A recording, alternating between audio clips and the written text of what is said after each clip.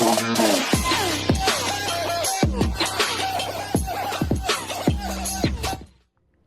everybody, and welcome back to the Control Academy. I'm your host Marshall, and today we're playing Esper Control in Explorer.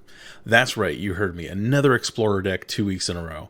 And I actually am hoping, fingers crossed, to actually put out a good amount of content this week, because I've had a ton of great response to the last video, the Azorius Control deck that I put up last week.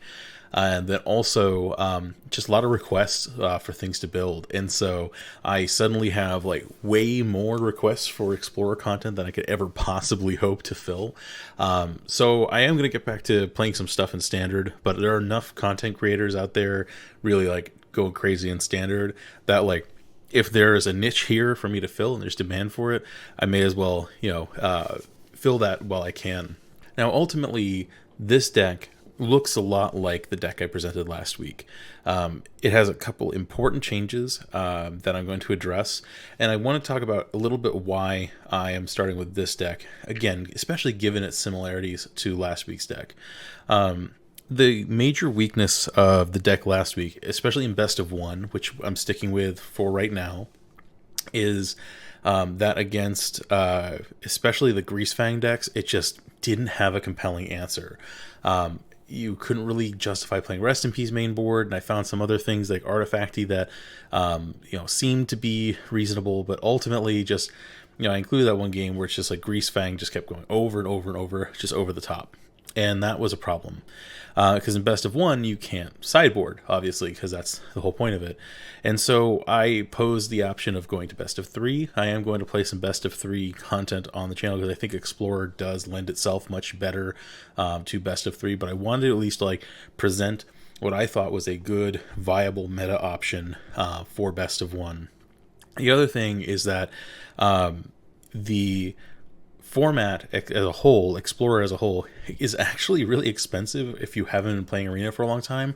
Like, I didn't appreciate this when I first built the deck, because I've been playing Arena since the beta first came out. So just incidentally, I have the Teferi hero Dominarias. I have a ton of the expensive cards. I had the Yorians from back when they were in Standard. And so when people were saying it's going to cost them 20, 30 wild cards, I was like, holy mackerel, that's a lot.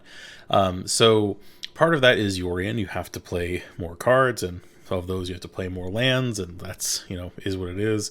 And that is problematic. So cutting 20 cards off the top is going to make our life a lot easier. And then here, this also gives me a chance to, look at this from at least a different perspective in terms of card choice. So, I've managed to find some really good inclusions that don't rely so much on the rare spot. Now, this isn't a budget deck per se.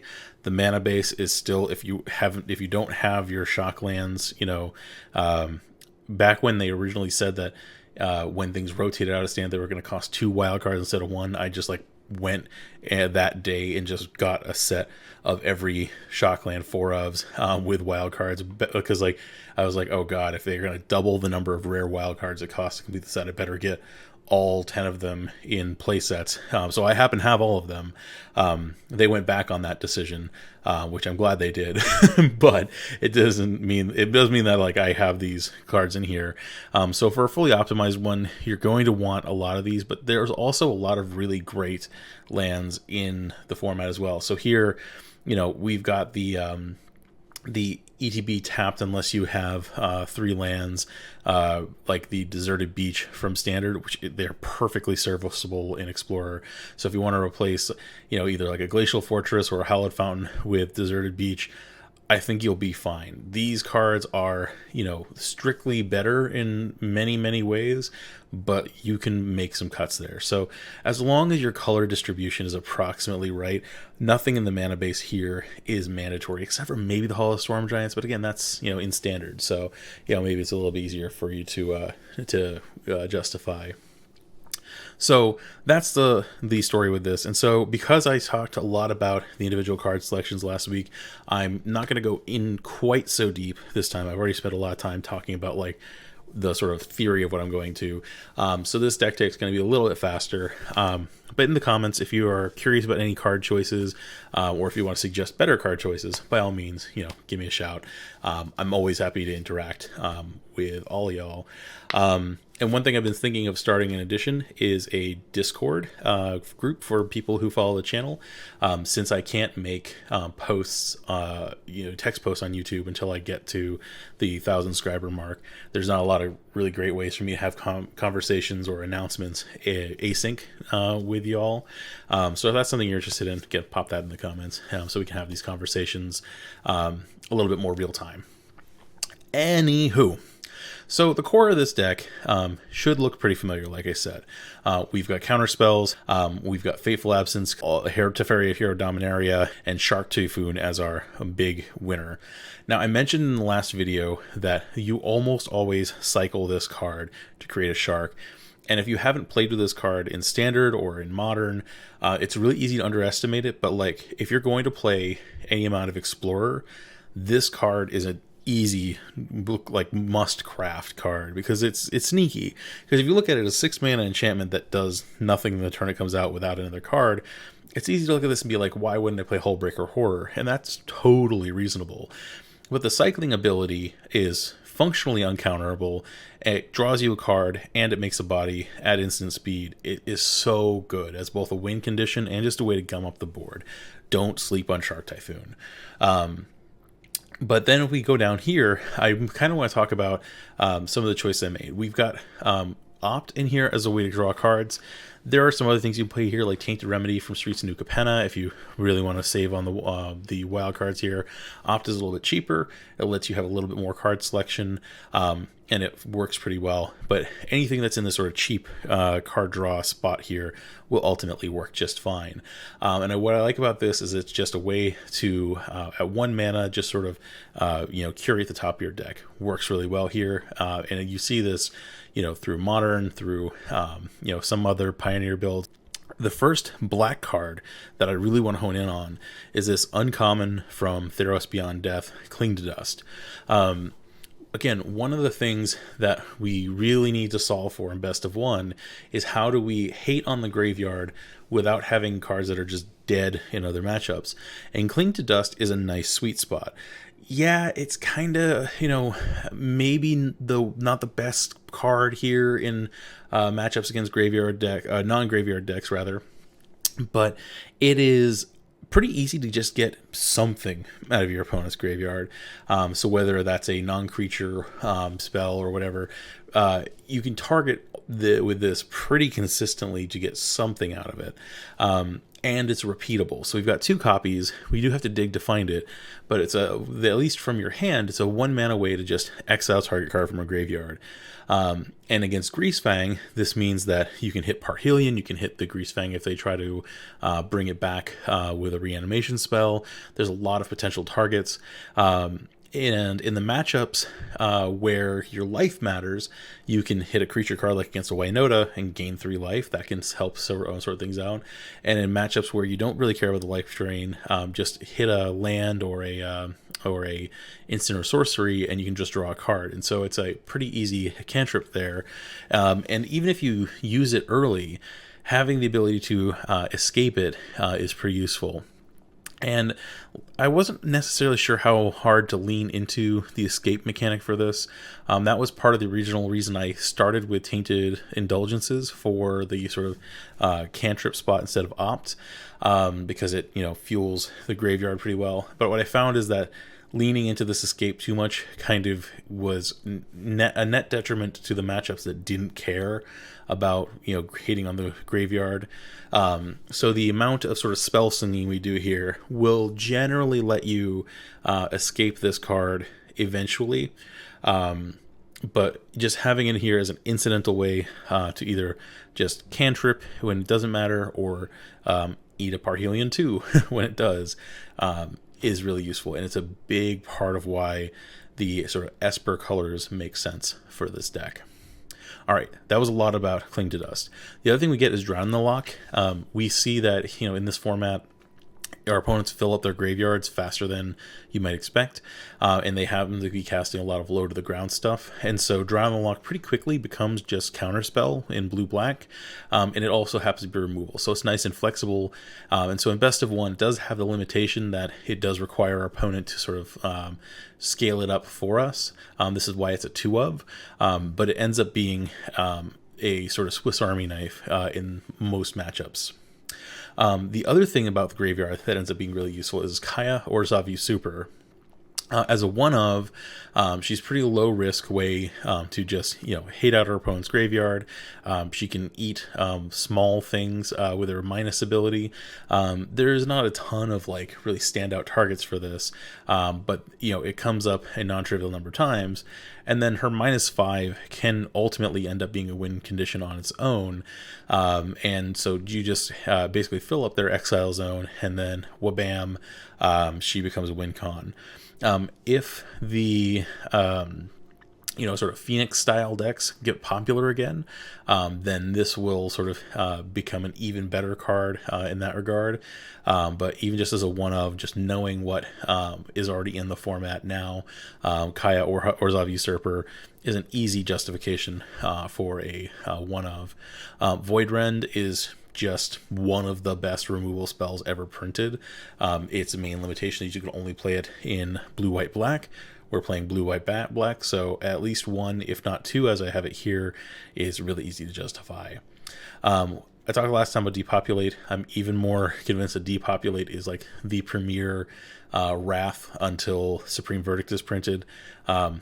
It's good. The only matchup where it really matters that they have multicolored cards ends up being Wynota, but if I guess Wynota, they're also going to draw a card off of Shatter the Sky, so it doesn't really matter.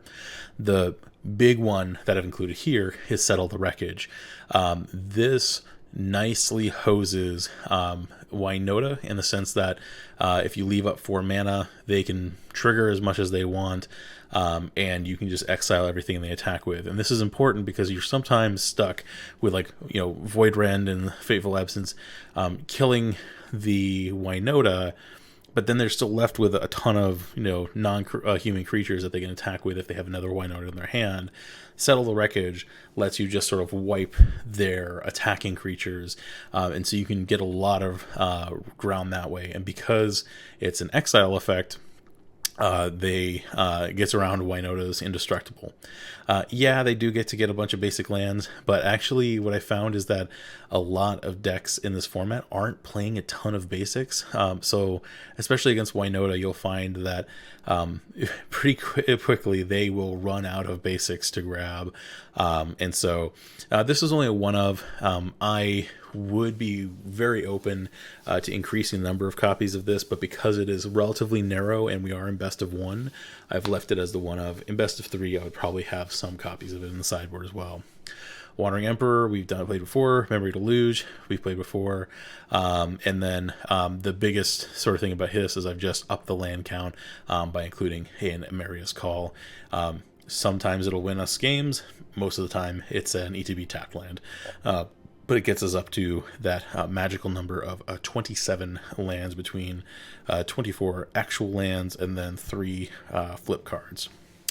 That is the deck. I have been very happy with how it competes on the ladder. Again, overall, the play patterns are very similar to the Azorius deck I presented last week, but it shores up a couple of the really key limitations that we saw in Best of One Explorer.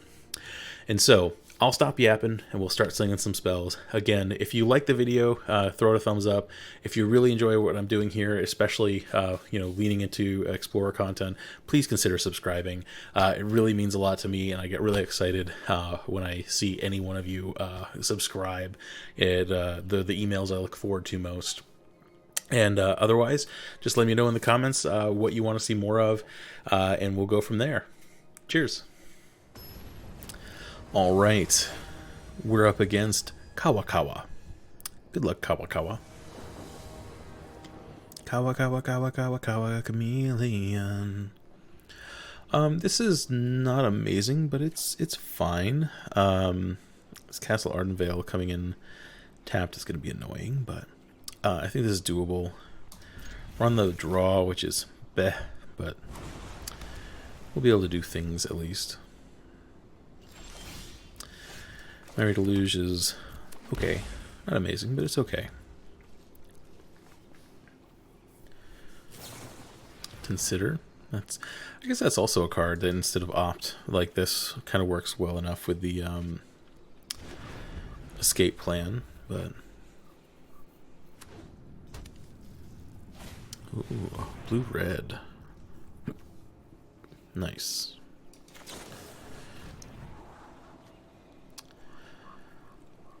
I'll go ahead and keep that. Or will I? No, I want more action. I'm nothing if not fickle.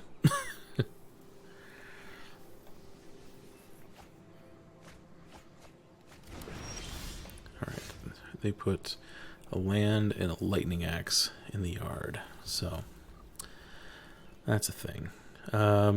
Here, I think the best call is just tapped Godless Shrine and pass.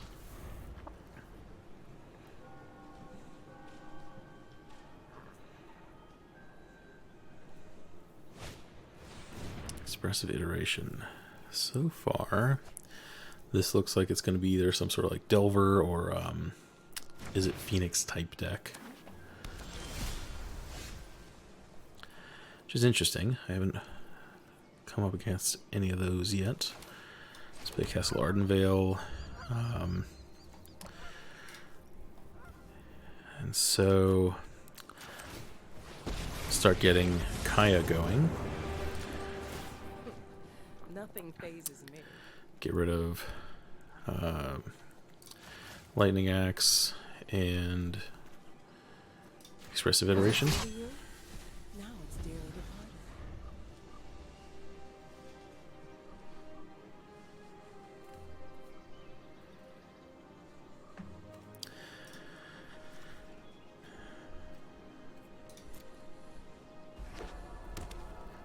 departed. Odawara.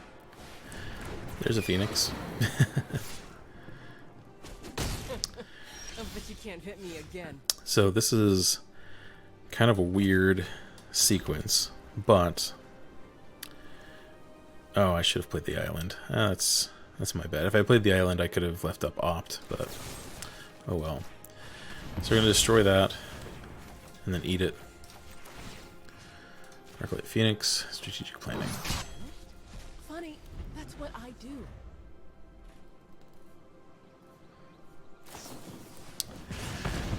All right, there we go. This time. Having access to, having access to Cling to Dust is going to be very useful in this matchup. Settle the Wreckage is also going to be excellent. Here I will play this island and pass. I can leave up 2 different 4-mana spells and opt. Honestly, unless they play a Phoenix, I'm not going to worry about this too much. Like, we can afford to take one even reasonably big hit. So this having prowess, it makes it scary, but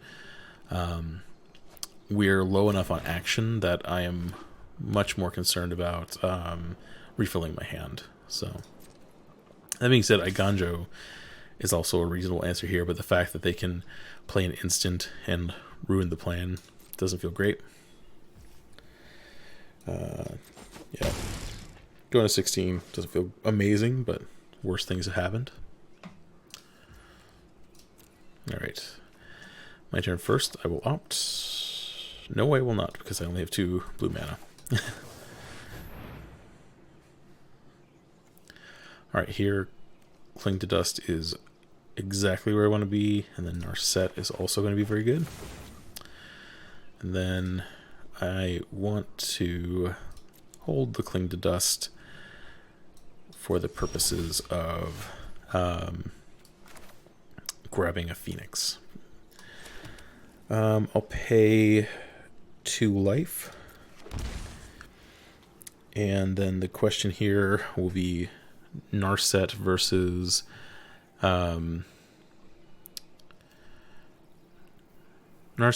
leave up opt Settle the Wreckage. And actually, I think think I pass here. I want to be able to leave up more answers, and so I'll play a Narset next turn when I can have more mana available to me. Kawa kawa kawa kawa chameleon.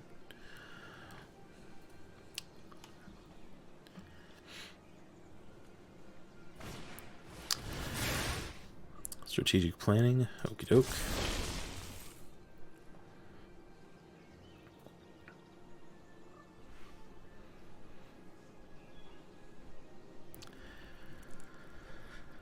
Got one Arclight Phoenix down, 3 more to go.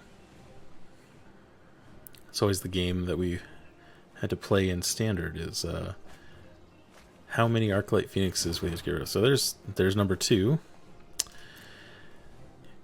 If they bring it back, then yep, they're going to be able to bring it back. So this will be the turn I settle, and then we can start picking off the remaining ones with Cling to Dust later.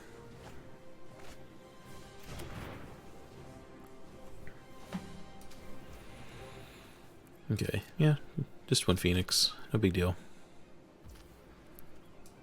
Oh, that's right, they have to cast 1 more in order to be able to bring that back. Let's opt. Maybe I can find a removal spell. That's not a removal spell. Alright.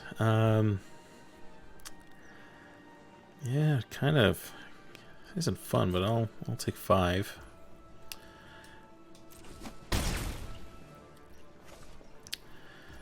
Alright, now in their end step, I will just go pluck off their Arclight Phoenix.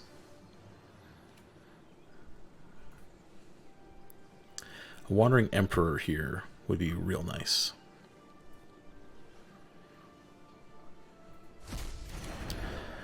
Alright, halfway through. Hey, Wandering Emperor, it's perfect.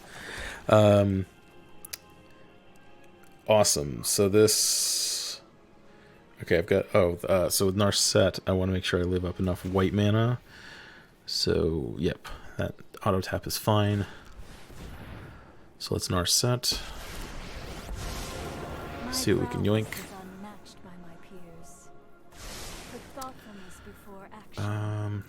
Let's grab a Shark Typhoon.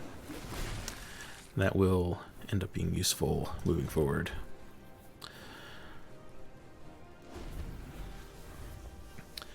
Wandering Emperor lets us hold the Settle the Wreckage for a big alpha attack from them. There's an argument that I should have done, I just played it out while they had only red mana untapped. Just hope that I don't get burned by that, but...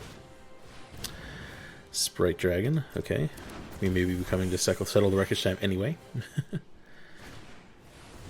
Strategic planning, yep.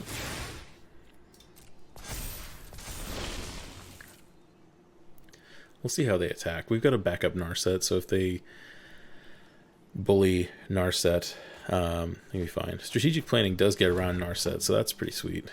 Okay.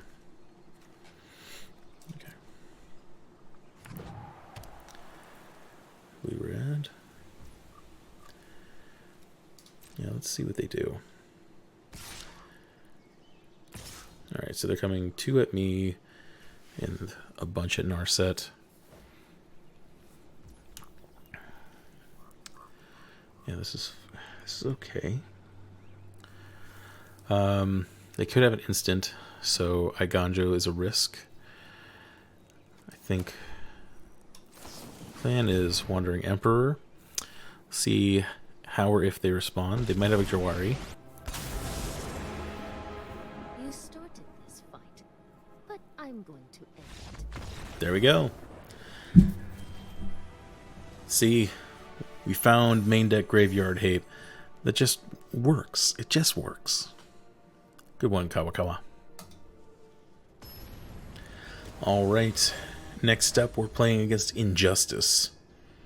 Well, I certainly hope we can take down Injustice. This hand is aggressively bad in terms of mana at the very least. Yeah, I can't keep that. Oh, yikes, this isn't better. This is not better.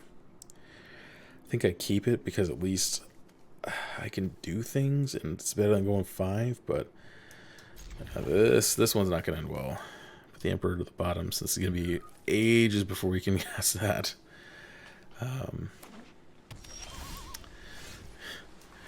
Yeah, good luck casting Farewell, huh? Alright. We're going to end up playing a Shark Typhoon X=0 just to try to draw other colored sources. Yep, there we go. Pass turn. I should probably just scoop this one to save some time.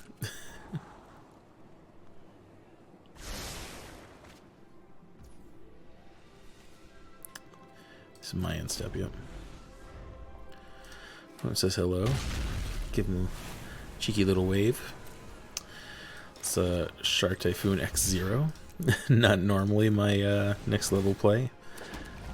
But hey, there we go. We got colored lands. Let's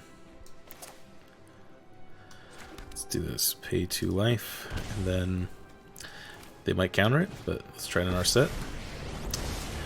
That snapped right off, so they do not have a counter spell.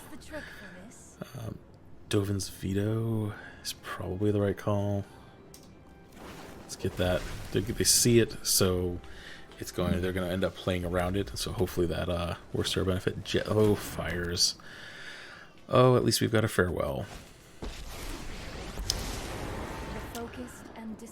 Oh boy, oh boy, oh boy. Fateful Absence unfortunately does not answer Fire's Invention. Never to lose, I suppose. Now, Watery Grave. Not a lot of good stuff here, unfortunately. We only have one white source, so I think I kind of pass and hope for the best. I think we're going to lose to Injustice here. Hone your prowess.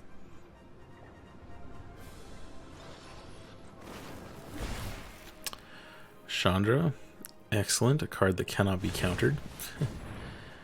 Yeah, go for it, buddy.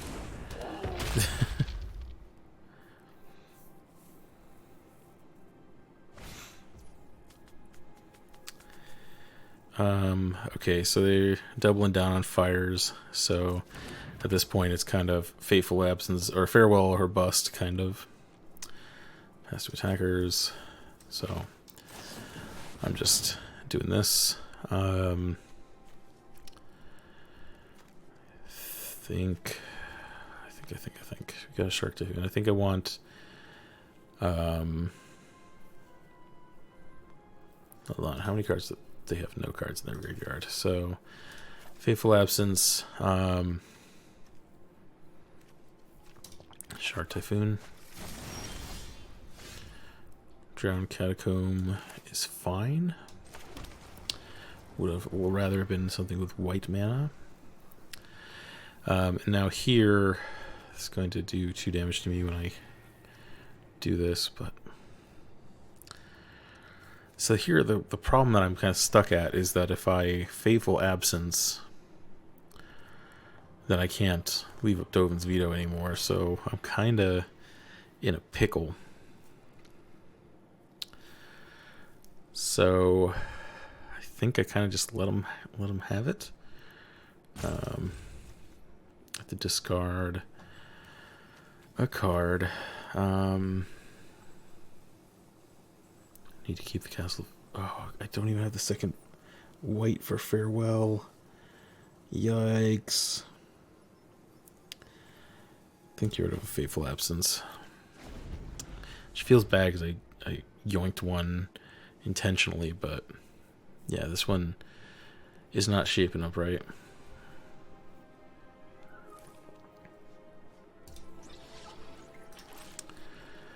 Where's this Bone Crusher going? Right there? No big deal. I could make a gigantic Shark Typhoon. By gigantic, I mean big enough to kill the Bone Crusher.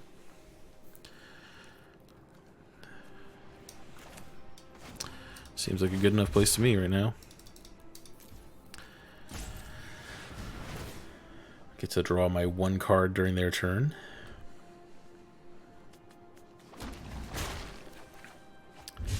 Okay, white source. Perfect. Perfect, perfect, perfect. And so Fire's Invention makes it so they can't use counter spells. They can Shark Typhoon at instant speed, but I can fare well with some semblance of safety because they can only cast things during their turn, and only 2 spells.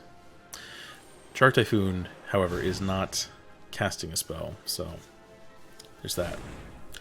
Oh yeah. Oh yeah, bring out that Felidar Retreat. Do it. Alright. This is about as good as this card's gonna feel, so let's creatures and champs. Everything but graveyards because I want to keep that memory to lose there. Goodbye, fires. I hardly knew ye.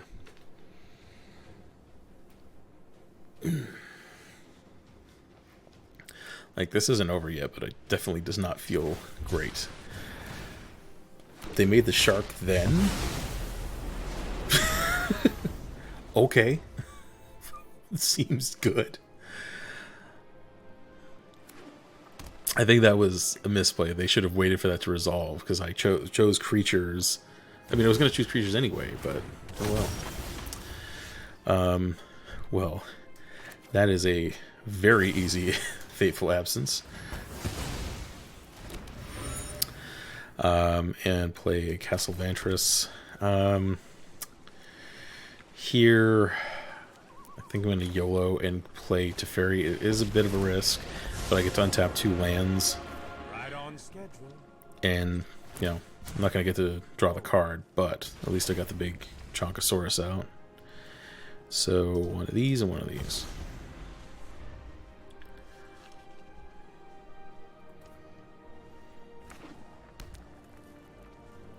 Marching this thing up towards its ultimate is legit.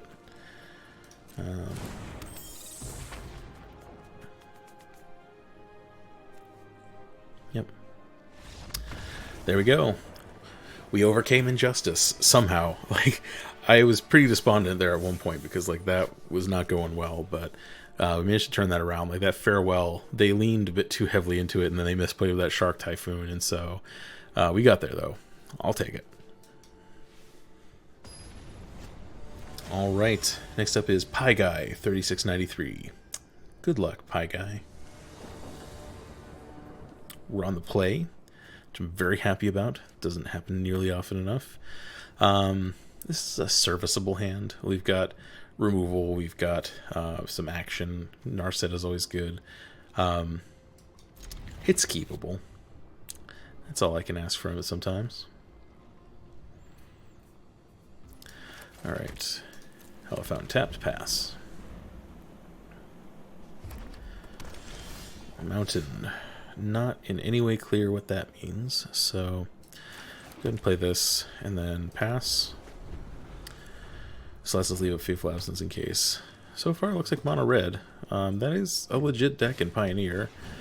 Thermal Alchemist is indeed a thing. So attackers... is that worth absencing? Probably. Let's do it. Early on, the clue is not nearly as big of a limitation as you might think. Let's Narset.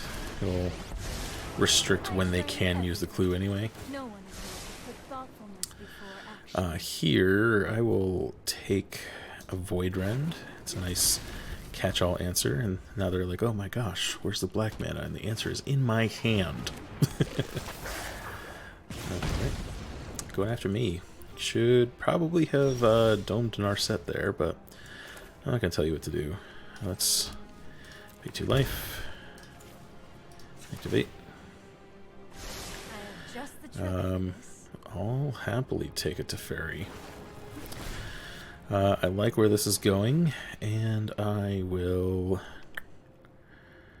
Let's see, am I gonna avoid around a Viashino Pyromancer? Probably not, so I could probably cast this Narset, be in a decent spot. I'm not gonna make a 2 Shark Typhoon to block a Viashino Pyromancer, at least not yet. Let's do this. Just dig for more action. If you wish to surrender now, I understand. Meditate. I will happily take a Wandering Emperor. This is going alright. It ain't over. Mono Red can pull out some pretty crazy stuff out of nowhere. But I'm okay with them pointing that Wizard's Lightning against anything but me. Okay, not bad, not bad.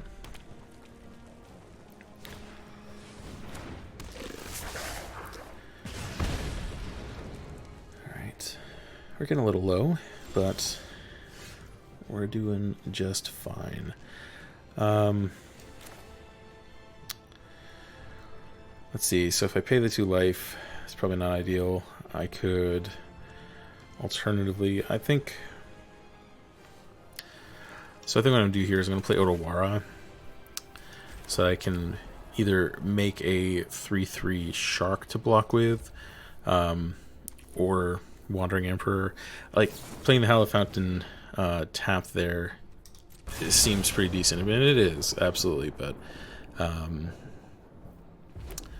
want to try to like get some sort of presence established if I can. If nothing else, maybe this will force them to sink more burn into killing a creature.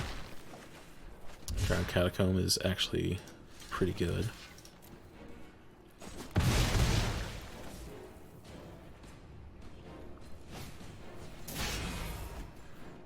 Two lands. Yeah.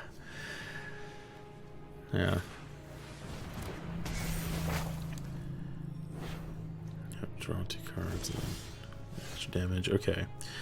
So here I want to Drown Catacomb, and then Teferi, and then this will let us have mana for Voidrend. Draw a card.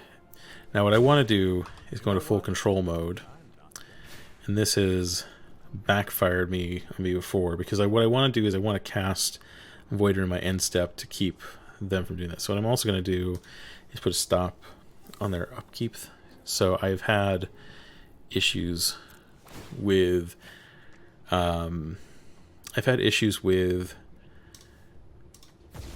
the game letting me actually use things at the right time. So here we go. Now we've got our time correct. Remove that stop. Now our shield's down, so there's a good chance, like, it's not impossible that they string together 7 damage here, but gotta hope for the best. The Wandering Emperor is actually pretty decent in this case too, since she gains us life when she exiles. Shark Typhoon is good. Drown the Loch also good. Let's put this in tapped. And then I'm going to attack. This will help move our game plan forward and incentivize them to tap the Viashino Pyromancer, which I am inclined to do if for no other reason than just to gain some life, honestly. There's an argument here to just depopulate, but gaining 2 off the Wandering Emperor is good, and I don't think they're going to be able to resist that urge. Drown in the Loch can counter pretty much anything they've got, so it's alright. That's something I'll counter, because that's 2 for, you know, if they've got a Wizard's Lightning in hand, then we're just dead. So let's counter this. So we'll also deny them the scry. Wonder if they'll ramen up now. Yep, see, they're attacking it all together. And anything can happen at this point.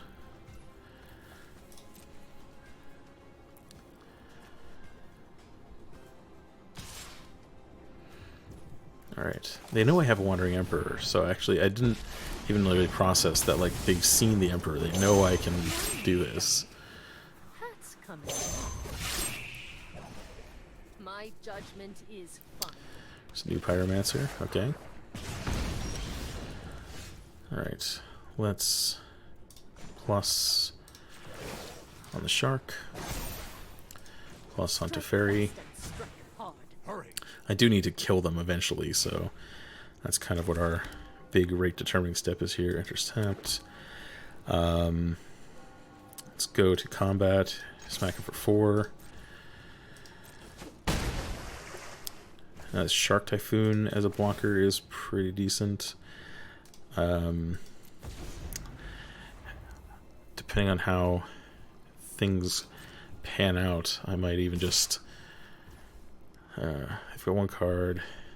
If this is exactly Wizard's Lightning plus well,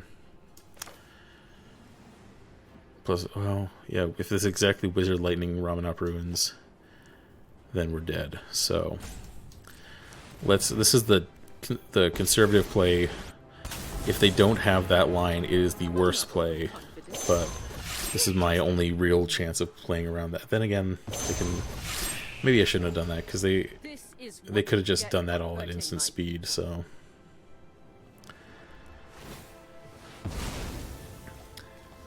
Yep, resolve. They can make a 2/2 Shark here. Yeah, there we go. Let's see, I've got 4 mana up. Oops, too much. Auto pay. Conjo, farewell. These things do not stop Shock plus Wizard's Lightning. Nor does that. So how do I proceed here? I put a +1/+1 counter here. So that's a thing. Because I need to draw a counter spell ultimately. So it feels awful giving up a Teferi that's on 8, but I need to draw cards. There we go. Okay, that's a thing. Actually, I'm going to leave this because this is actually a potential answer. Not play on anything else because then I can take care of a haste creature. I'll attack. Yeah, it's 3 mana. Okay. Damage. This one's going to be tight. It's going to be tight if we pull it off at all.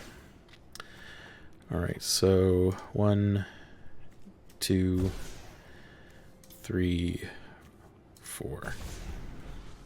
Alright, so we do have 7 mana available to us, so that's something. Alright. Let the Shock resolve. Counter the Wizard's Lightning.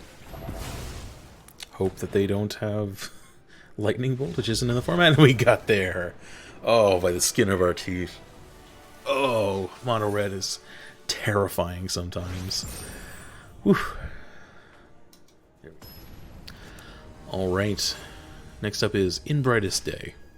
Good luck, In Brightest Day. The opponent's on the play, and our mana is not agreeing with us this game, so this is an okay hand anyway, so let's go ahead and ship it back. Mana-wise, this is much better. Card-wise, it's just fine. So I'll keep it. Throw a Typhoon back to the bottom.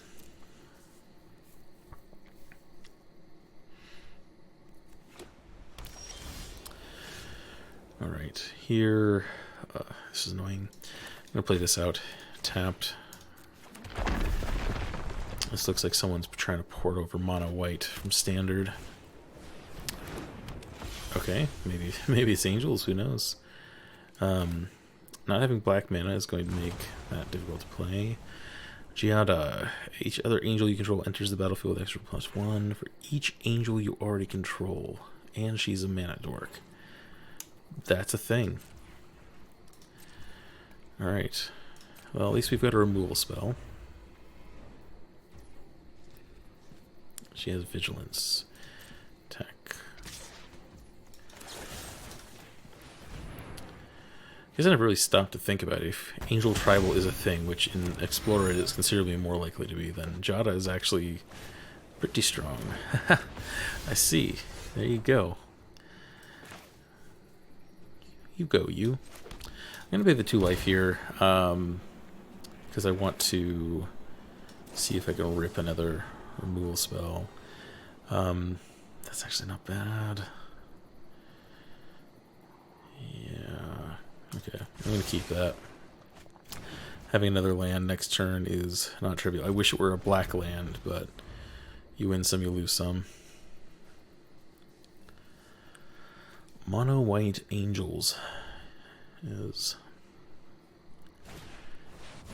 not ideal. Well, that can go away.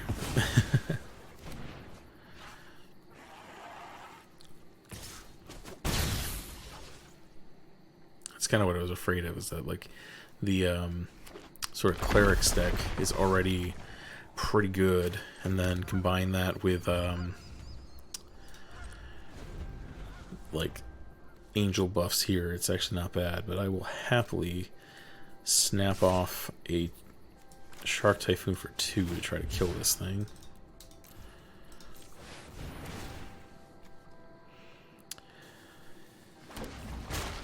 Flapper Angel meet Flying Shark. And hey, look, we finally got black mana.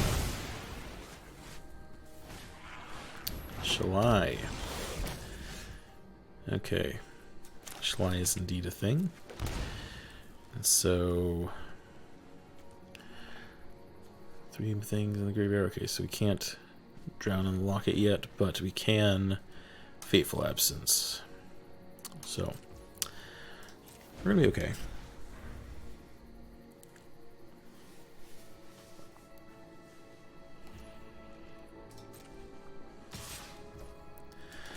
Let's go ahead and kill it, since doing so is already on the docket.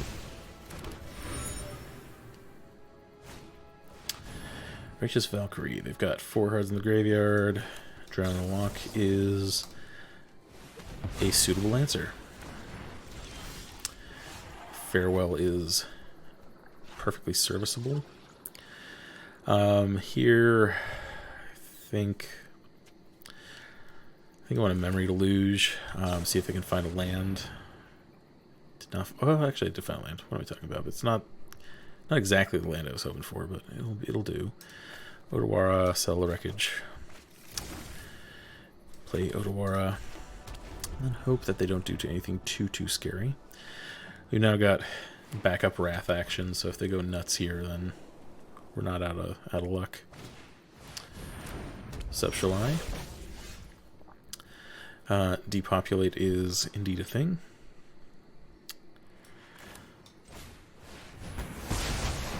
Goodbye, Shalai. If we had had an extra land, I would have left up something for Memory to Luge, but no such luck. Oh boy, oh boy. Here's land.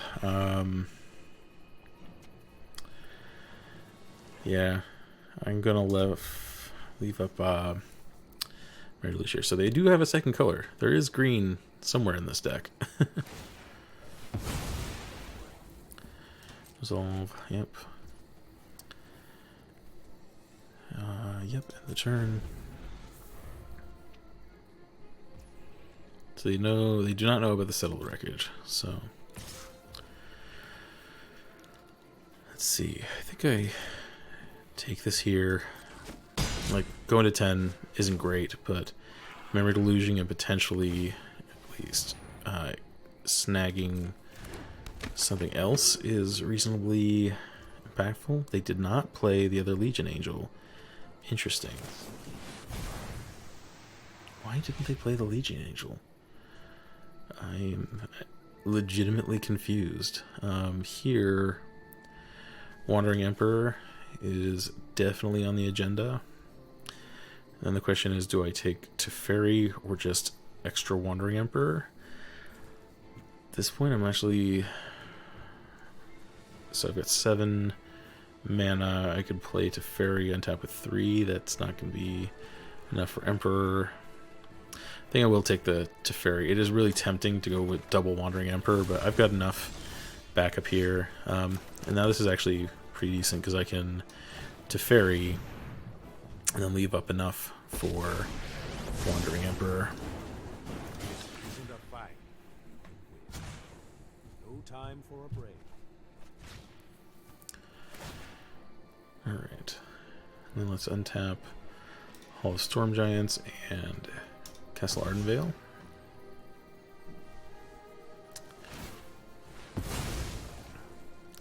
Wonder if that's just what they were trying to do is this isn't going to do anything. I wonder if they were just wanted to draw a card off of what do you want to call it? The clue. That's legit.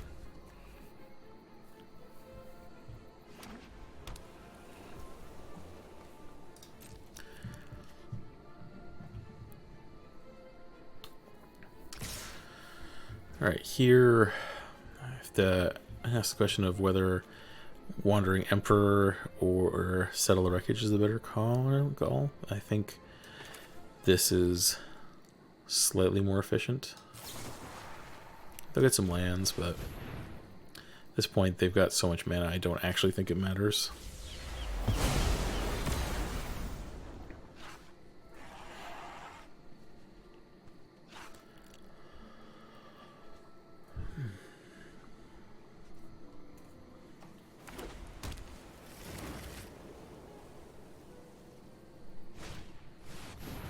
Yep.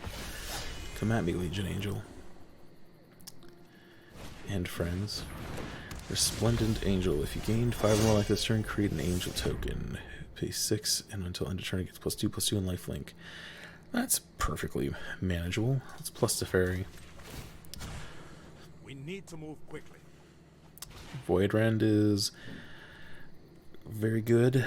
Okay, so play this, and now I can farewell, leave up Wandering Emperor and Voidrand. So I think that is the call. So all creatures.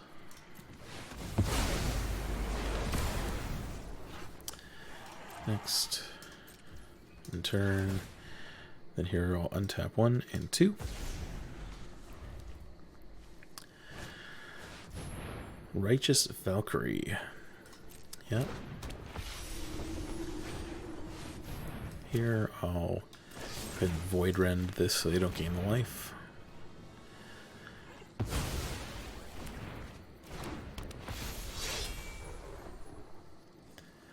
There we go. All 4 Legion Angels have entered the chat.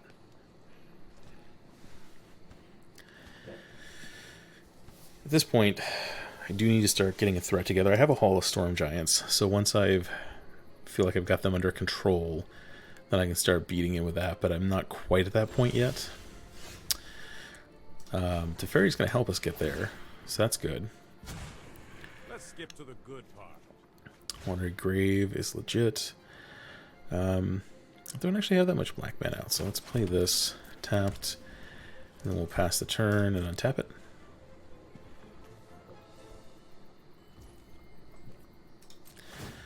There's an argument of trying to do fun stuff with the tapped lands, like the create a token and whatnot, and there's a good argument for doing that, but at this stage, I just don't want to leave my opponent any obvious openings. It doesn't really look like they've got a lot of non-creature spells, but just making sure that I don't give my opponent a free win here is the name of the game. If you show me a 5th Legion Angel, I'm calling shenanigans. Alright, here, create a dude. Or a lady dude. Alright, let's plus.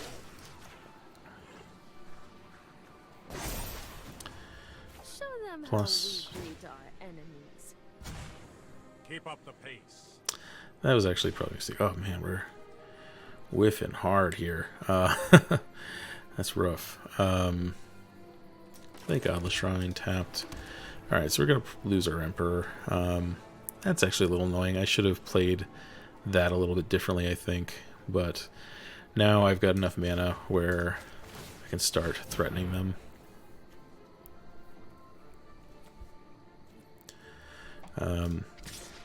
Attack like so. Seal away. It's gonna get vetoed. Got another?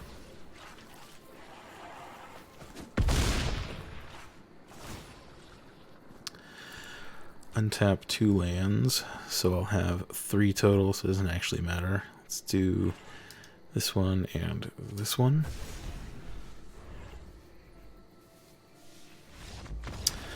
They scoop it up. I think actually because I played not great there, they might have been able to sneak it out, but we were getting close to just completely stabilized there. That felt pretty good. Alright, and welcome back for the wrap-up. So, Esper Control, Obscura Control, whatever we're calling it these days. This shouldn't have been a total surprise, given how the last deck I had on the channel played out.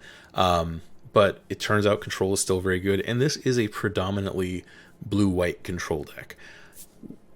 I think what we saw, especially looking at the Arclight Phoenix deck, I didn't play against Greasefang this time. I haven't played against it with this deck yet, and so I don't know how much different that meta is. But the Arclight Phoenix deck stacks their graveyard about as quickly, if not more so, and that was kind of a real test for this deck, right? Being able to start snagging this other graveyard with Kaya, force them to use their removal and damage on her instead of letting taking down her life total. The Cling to Dust was really strong. A lot of these things that we get from splashing black, bringing the core back down to a very tight deck, were just legitimately great. It played very, very smoothly, in my opinion, and I'm very excited about this. I don't want to go so far as to say it's strictly better than the Azorius Control deck. A lot of people have iterated on that one. Has a lot to like about it. It has some really explosive finishes. So definitely not knocking the Azorius Control deck, but especially in Best of One, it left enough to be desired that I think this is the build that I am much happier with for Best of One play. Best of Three is, I think when you have access to like Rest in Peace out of the sideboard, maybe it's a little different, but even then we get enough tools, and the mana is so good for Esper in this format that I feel like the barrier to splashing is pretty low. And then again, you get things like Void Red, which is just solid. Drown the Loch. I think this card did great. There were only a few times where I kind of had to wait for them to count up enough cards in their graveyard to be able to use it, and even then it was kind of a when, not an if. The Cling to Dust, I've talked about it before, but even just like it didn't show up in the mono red deck, but like just knowing that I had a main deck way to like repeatably gain life makes that a lot less sort of scary to face down. So I'm very happy about this. So go ahead and give it a shot. This deck has a non-trivial number of wild cards that go into making it. I was hoping I could see a summary there. But we've gone down to uncommon. There's a rare, but this is a standard. Uncommon. There's a mythic, but you only need one of it. This is a rare, but again, it's also going to be a standard staple. You're probably pulling in your packs right now. again, standard staple playing in your packs. Settle the Wreckage, it's a rare. It's also a one of. I think if you're playing Explorer, having access to at least one copy of this is probably decent anyway. Standard. Teferi Hero Dominaria, if you're not going to play these sort of eternal formats, then, obviously save your mythic wild cards. But if you are going to play Explorer, Historic, etc., he's just such a staple here. So some number of copies of these mythic wildcards will be put to good use. And then I already talked about, some more things that are standard, and Shark Typhoon. Like, if you're going to prioritize your rare wildcards for anything in this deck, just do yourself the favor, get the Shark Typhoons. They are so much better than they look. Like, their absolute floor is, cycle for 2 to draw a card. Anything you pay over that gets you a body that you can block, attack with. It's evasive. Like, it's just so good. Like, if you spend these 4 wild cards, I promise that in blue controlling decks in Explorer, you will use them over and over and over and over again. Oops, sorry about that. So they're worth the expenditure there. And then this is standard. The lands are another one where it's just like, you invest in them once, but, invest in the lands for the color pairings you really like, and you'll use them all over the place. And so just knowing that you've already got the Godless Shrines and the Watery Graves makes life a lot easier there. But again, I mentioned earlier, there are a lot of easy subs there too. So I think you can play this deck on a budget and not lose a ton, especially if you're sort of willing to, take the plunge on the sort of standard legal cards as well. But this deck is a lot of fun, and I think specifically for best of one, it is almost strictly better than the Azorius Control deck I played previously. And that was really what I was trying to solve for, is that now that I understand the meta a little bit, it's starting to shake out a little bit more. How do we solve some of those problems for best of one Explorer? And I think this gets us in that direction.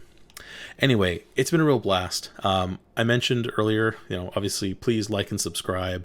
It means a lot. I put out another control deck and every week, and I'm going to put out a lot more Explorer content because y'all seem to like it, and I really enjoy putting it together. So that's a match made in heaven there. Thanks again for watching, and I'll see you in the next one. Take it easy.